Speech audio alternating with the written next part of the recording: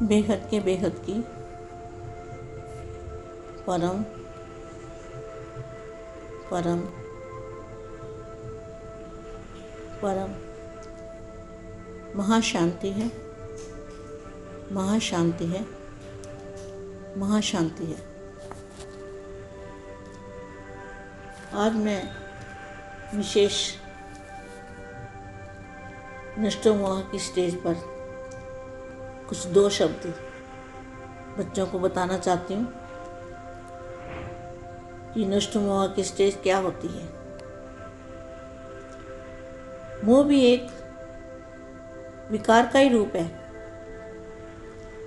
और मोह बहुत खतरनाक विकार का रूप है और इसके पीछे पीछे सारे विकार चले आते हैं। मोह से आत्मा की एनर्जी और आत्मा का ज्ञान दोनों ही नष्ट हो जाते हैं।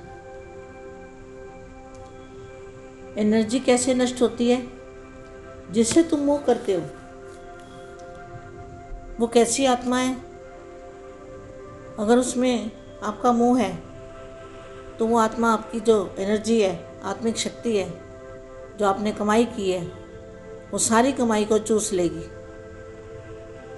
और वो तो फिर उल्टा ही काम करने वाली है। जो काम करती है, जैसे उसके कर्म हैं, वो तो वही काम करने वाली है। एक तो आपकी एनर्जी वेस्ट हो गई और एक आत्मा ज्ञान, दोनों ही नष्ट हो गए।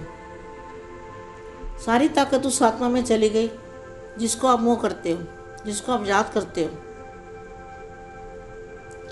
और मोह आने से कर्म बंधन भी उसके साथ बना और कर्म बंधन बढ़ता गया और कर्म बंधन के कारण अज्ञानता भी बढ़ती गई। तो मोह मनुष्य का बहुत बड़ा दुश्मन है। मोह के वश मनुष्य कितना गलत काम भी कर लेता है कि जिस कर्म को भोगने के लिए उसको पश्चाताप भी करना पड़ता है। मोह मनुष्य को धरती लोक से बांध के रखता है, इससे निकलने नहीं देता। क्योंकि जिससे हमें मोह है वो भी तो धरती लोक की आत्मा है ना।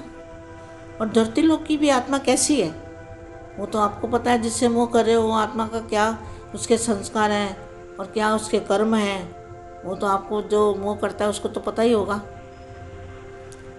तो मोह एक ऐसी बुरी चीज़ है कि इसके पीछे पीछे सारी बुराइयां उसके साथ चली आती हैं। और मोह जो है वो हमें ज्ञान की तरफ भी नहीं जाने देता। मोह ऐसी बुरी चीज़ है। और मोह किसको करते हैं हम? मोह तो उसकी देह को कर रहे हैं। अगर उसकी आत्मा को हम मोह करते हैं तो उसको आत्मा ज्ञान देंगे और आत्म ज्ञान से उसका भी कल्याण करेंगे। उसकी भी जो बेहोशी छाई हुई है उसके ऊपर, उसको होश में लाने का काम करेंगे। तो ये बेहद की आत्मा का काम है। मोह करना बेहद की आत्मा को शोभा नहीं देता। मोह नष्ट होने से ही बेहद का आत्म ज्ञान जागृत होता है। जब तक मोह नष्ट नहीं होता तो आत्म ज्ञान जागृत नहीं हो सकता। और आत्मा अपने बेहद के रचेता यानी कि बेहद के बाप को नहीं पहचान सकती। जब तक आत्मा का मोह किसी दूसरी आत्मा में है और वो आत्मा ज्ञान में नहीं चलती, ना भगवान को मानती है, ना भक्ति में चलती है, ना ज्ञान में चलती है, और उसके संस्कार भी ऐसे वैसे हैं। अगर संस्कार बेहद के भी हैं तो भी मोह करना हमें शोभा नहीं देता।